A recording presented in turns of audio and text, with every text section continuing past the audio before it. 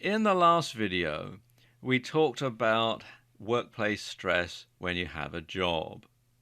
In this video, I want to talk about workplace stress when you're an entrepreneur. Now, some people think if I quit my job and start my own business, then I'm not going to be under quite so much stress. Well, that's not entirely true because while you might be immune from the office politics or the backbiting and you might not have a difficult boss to deal with, there are still other things that make entrepreneurs stress. And running your business can, in some ways, be even more stressful than having a job and working for somebody else. Let's take a look at some of the things that make entrepreneurs stressed.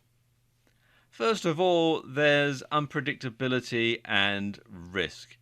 When you run your own business, quite often you never know what's going to be around the corner. There could be some sort of problem that's going to come straight out of the blue that you don't know about that could affect the viability of your business, and that can be very stressful.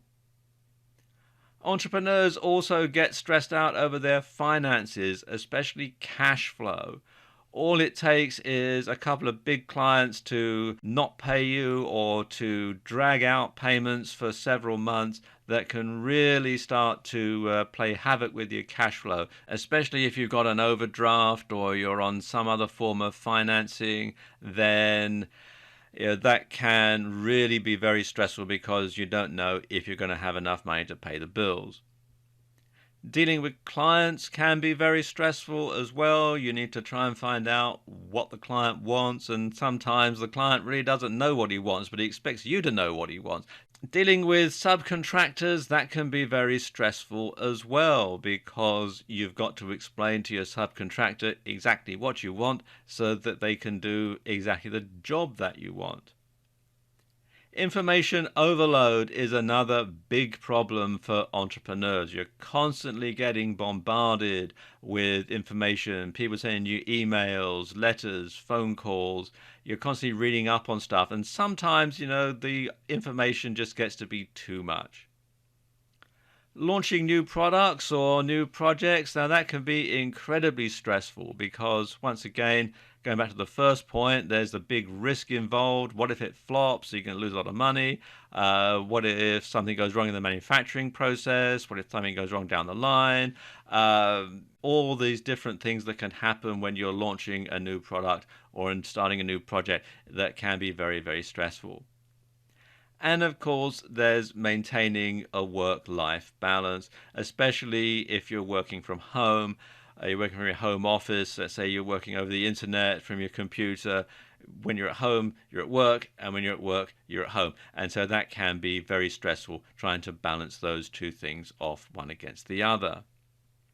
Now, of course, a lot of people say, well, don't entrepreneurs thrive on stress? Well, yes, they thrive on good stress.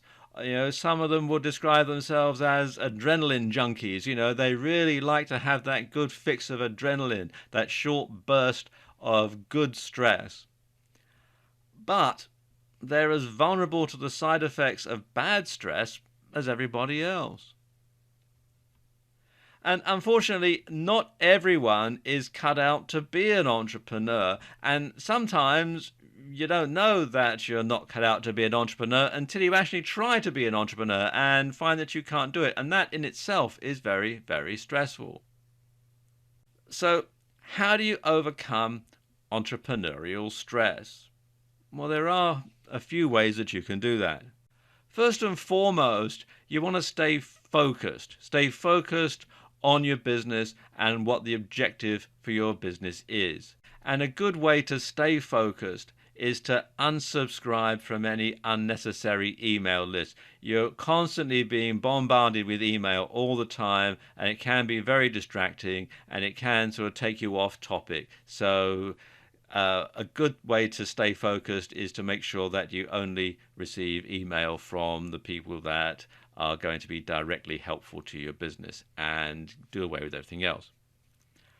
Another good way to avoid stress is to build a team from the start. No man and no woman are an island. You need other people around you to help you to build your business. So when you put in a team from the start and you all start working together and you get on well and you're able to build the business up, then that can be very useful and very helpful, and it helps you to share the stress amongst other people, if nothing else. You're not putting it all on yourself. Another way is to put in systems, to have ways of doing things so you don't have to constantly reinvent the wheel, so that if you do this, you're going to get that result. And that can be very, very helpful because it takes out the uncertainty. And of course, uncertainty can be very stressful. Another thing to do is to prioritize. And prioritizing, saying, yes, this is important and that's not important, so that can wait. So keeping your priorities, not giving everything equal weight, can cut down on stress. And finally, KISS, which stands for Keep It Simple, Stupid. Lots of people try to make things very, very complicated when it doesn't need to be. So the simpler you can make something, the easier you can make something, the less stressful you can make something.